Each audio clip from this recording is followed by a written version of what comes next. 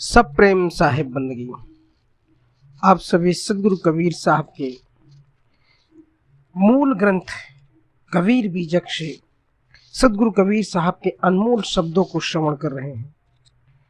आप सदगुरु कबीर साहब के शब्दों का जो संग्रह है उस संग्रह को समझते हैं कि सदगुरु कबीर साहब ने संसार के लोगों को क्या संदेश दिया है।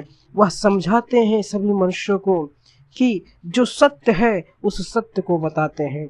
वह बिना लाग लपेट के सत्य को ही समझाते हैं, इससे अलग कोई बात नहीं करते, उनसे कोई अलग बात नहीं करते। सदगुरु कबीर साहब ने संसार के समस्त मनुष्यों को जागृत किया है अपने बीजक के माध्यम से। इसी कड़ी में बीजक से साखी प्रकरण में सदगुरु कबीर साहब कहते हैं कि झिलमिल झगड़ा झूलते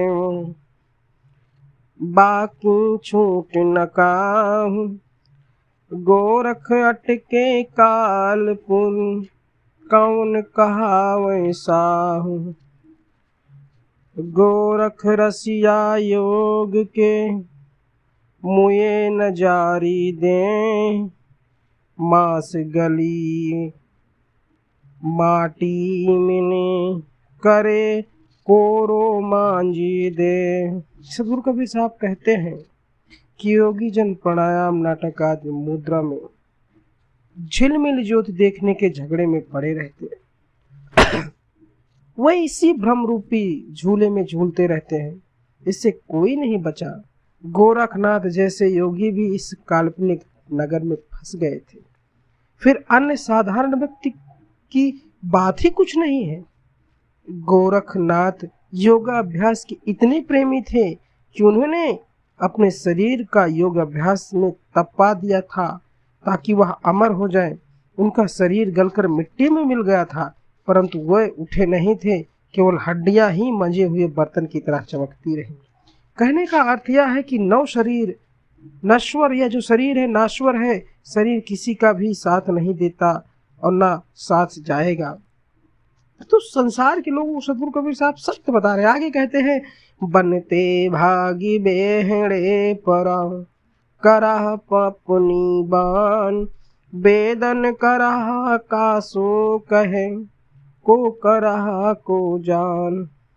बहुत दिवस ते हिंदिया सुन समाधि लगाए, करहा पड़ा गाड़ में दूर परा पछिताए। अब सदगुरु कबीर साहब बता रहे हैं कि जिस तरह वन में हिंसक जानवरों के से घबरा कर खरगोश एक भयंकर जगह में गिरकर अपनी गलती पर पछता रहा है, परंतु उसके दुख दर्द को कोई नहीं जानता, इसी तरह से परिवार के बंधनों से डरकर भागा हुआ मनुष्य साधु का भेष बनाकर किसी संप्रदाय रूपी भौर में दीक्षा लेकर फंस जाता है तथा स्वयं की गलती के कारण नए नए प्रपंचों में फंसता चला जाता है। सदगुरु कबीर साहब जी आगे कहते हैं, बताते हैं कि हठ योगी तथा अन्य साधु समाधिस्थ होकर ब्रह्मा को शून्य में तलाशते रहते हैं, परंतु इनके न मिलने पर भी ये खरगोश की तरह अपना निवास छोड़कर दूर कहीं झाड़दार कटीले गड्ढे में गिर पड़ते हैं। वो बताते हैं कि अपनी अंतरात्मा में ही परम चेतन है, परंतु लोग इसे बाहर ढूंढते फिरते हैं। सदगुरु कबीर साहब समझाते हैं संसार के लोगों को, जब तक तुमने अंतरात्मा अंतर की ज्योति को नहीं जगाया, अंतर को जो खोजो अंत ही खोजो पावहु रामा।